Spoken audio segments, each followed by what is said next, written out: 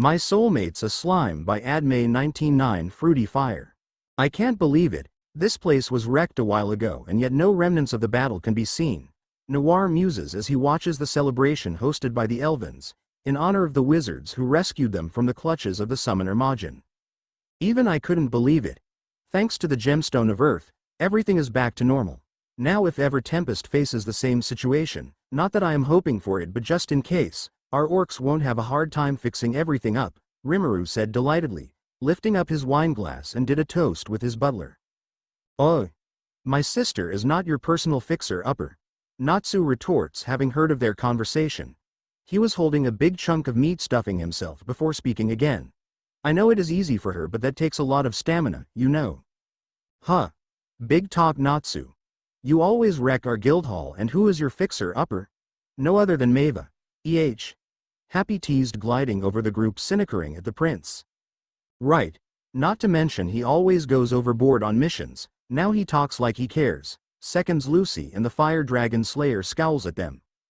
As if you don't do wreckage as well, Lucy.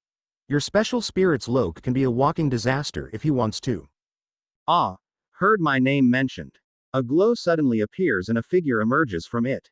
Lucy's eye twitches quite irritated. Oh boy, here we go. Notice. He is the leader of the Zodiac, Loke, the Spirit Leo, right? Rimuru cuts off Raphael. Loke, you are here again without me summoning you. Loke turns to Lucy with a smile and suddenly wrapped an arm around her shoulders. I am the leader of the Zodiacs. I can come and go as you please, I know, Lucy finished for him defeated. Not that it takes her energy away, but Loke has a habit of joining conversations he shouldn't. Heave-ho. Loke grunts almost fell to the grounds when Maya appeared out of nowhere and latched on his back, dismissing the ominous aura she felt. Noir's eyes narrowed the moment he saw the lion spirit grip his soulmate tighter so she wouldn't fall. As if a needle just poked his heart, and he has an accurate guess on what he is feeling. His hands were on Maya the next second, snatching her from Loke's back and onto his own arms, surprising the other. Whoa, hey there, you are Diablo correct? Pleased to meet you, Loke had to hold in his laughter seeing a straight-up jealousy. Noir hissed but nodded still in acknowledgement. I'd very much appreciate it if you don't hold my girl that close, he warns, tone 2 octaves lower. These words alone painted Maya's cheeks pink while the others were dumbfounded. Right, got it? Loke quickly hid behind Lucy the moment he saw Noir's intimidating stare. Oh man. He scares me. The Zodiac leader peeked from his master's shoulder. What a bomber to run into this demon peer. Aish, put me down. Geez, it's only a little hug, what drama? Maya rolled her eyes only to feel Noir's hold on her tighten. Drama? I could be the protagonist with my own life drama but I am most serious of two things, darling. Serving Rimuru-sama and loving you, got it? Lucy, Natsu and Happy's jaws dropped at the unexpected turn of events. Noir's expression might be a little playful but his tone indicates otherwise. He is most serious. Maya on the other hand, found herself in such a predicament, having profound feelings over the matter. The feeling of embarrassment and love. Natsu slowly inched towards Rimuru. Oi, is that really his personality? The slime chuckled at the curious question, his eyes lingering on the couple. Even for me, Diablo is a mystery sometimes. But he is a man of priorities. Guess working under me is no longer the top priority, he replied. Natsu nods, having been relieved. For a moment he was worried, this handsome butler would be controlling, but if Rimuru has this much trust then all is well and good. And the Tempest King can see all of that. He thought back to Natsu's fight earlier on. Raphael told him that this dragon slayer can level up depending on the opponent he's facing with. Say Natsu? Yeah? Is Igneel a true dragon? Natsu blinked at him and Rimuru quickly knew he needed to clarify his question. You see, I have a friend, Veldora, the great dragon guardian of my forest and nation. Among all the monsters living there, he has the strongest magical abilities given as he's a true dragon. So I was just wondering if Igneel, your dragon dad, is on the same level as Veldora. Forgive me if my question is offensive, he explained, hoping it didn't tick the dragon slayer. Natsu looks up thinking for a bit.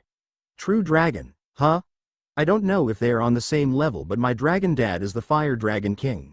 Ruler of all dragons is what my brother Zarif tells me. I have never heard of Veldora before, but maybe if I see him, I can assess whether or not they're on par with one another. Rimuru was surprised. He had never expected that. You can assess him? How? Natsu grins at him. I am a dragon slayer after all. I have a strong sense of smell and hearing. I can determine how strong an opponent is based on their scent alone. Really? But Veldora has been concealing his aura much like what I am doing, not to scare anyone, the king asked in disbelief. Scent has nothing to do with aura. So even with your hidden aura, I can still determine your level based on your scent. Rimuru was flabbergasted. Nobody has told him, this is how dragon slayers are. Not that he had met anyone anyways. Notice. Dragon slayers has almost the same sense of hearing and smell as a true dragon, so determining an opponent's strength is almost easy. The king was amazed at the given information. Surely, these wizards are one of strongest he has ever seen. If Grey would fight against Noir, he'd have a chance of winning given he had acquired Devil Slayer attributes. Raphael mentioned before that his attacks can work on him as well, although not too much, but it could still damage him. I see. So what is my level then? Rimuru questions Natsu, just curious about his answer. Natsu shook his head with a grin. Off the charts, I must say, but don't you get your head on the clouds. Our attacks can still work on you. The king nods in agreement. I know. My skill told me so, but I have you know. Fire won't work on me. Oh yeah? Have you heard, dude? I can devour any powers I wanted to. So I think I should try it on yours sometime. Natsu shot back, shocking Rimuru. His eyes widens as he looks at the prince, a bit of fear instilling on his body. You can? Maeva suddenly materialized in between them. She and Maya had been groomed by the elves and now they look like one. The very reason why they weren't with the group in the first place. Yes, my brother can. He can devour any powers he wanted and combine with his own, drastically increasing his attack power. However, the downside of it is, he'd sleep for 3 days at most after the fight. The High Enchanter chides, looking at her brother before turning her gaze to him. Kind of like the times he has to nap for 3 days, after exhausting too much magicules on naming his subordinates. I have seen plenty of times when Natsu devoured powers incompatible with him. It could either fuse with him permanently or would just give him strength temporarily, Urza say, and walks closer after refilling her glass. Rimuru smiled, amazed and amused at that. So that means, I can power you up just by sharing my black fire with you. He chirps, getting excited. It's for the first time he had heard of an individual like Natsu who devours powers of others to level up. Now, he was excited to see whether or not his own will fuse with him permanently like Urza have claimed. Black fire. Natsu looks at him wondering. I have seen all kinds of fire, tasted even the nastiest, but there is black fire? Rimuru nods quite smugly. Of course there is. Who knows, you might like its taste too. Hope it will fuse with your fire powers as well. The wizards looked at one another except for Maya and Maeva, who had seen them quite a few times during their stay at Tempest. Can we see it? Your black fire? Grey questioned, quite intrigued. Happy was sitting on his shoulders, seemingly asking him the same question. Of course. Here you go. Lifting his hand, black mist swirled around it before they blazed with flames, its colors like those of the night. The wizards stared for a moment. Whoa, it is kind of creepy, Lucy say, flinching a bit. I agree. I said that as well when I acquired this. Rimuru chuckles before looking at Natsu, gauging his reaction. So what do you think?